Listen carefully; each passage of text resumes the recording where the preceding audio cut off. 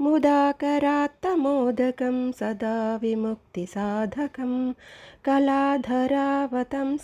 विलासिलोकरक्षकम् अनायकैकनायकं विनाशिते भदैत्यकं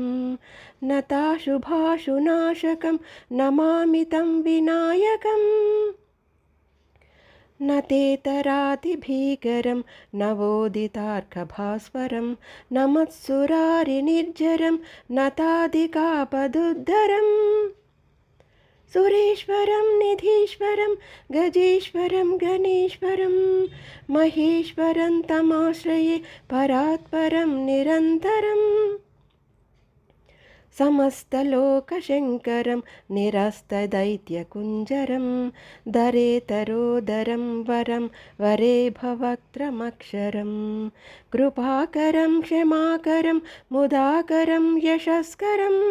मनस्करं नमस्कृतां नमस्करोमि भास्करम् अकिञ्चनार्तिमार्जनं चिरन्तनोक्तिभाजनं पुरारिपूर्वनन्दनं सुरारिगर्वचर्वनं प्रपञ्चनाशभीषणं धनञ्जयादिभूषणं कपोलदानवारणं भजे पुराणवारणं नितान्तकान्तिदन्तकान्तिमन्तकान्तिकात्मजम् अचिन्त्यरूपमन्तहीन मन्तराय कृन्तनं हृदन्तरे निरन्तरं वसन्तमेव योगिनां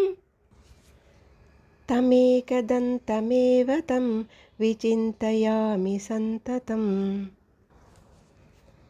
महागणेशपञ्चरत्नमादरेण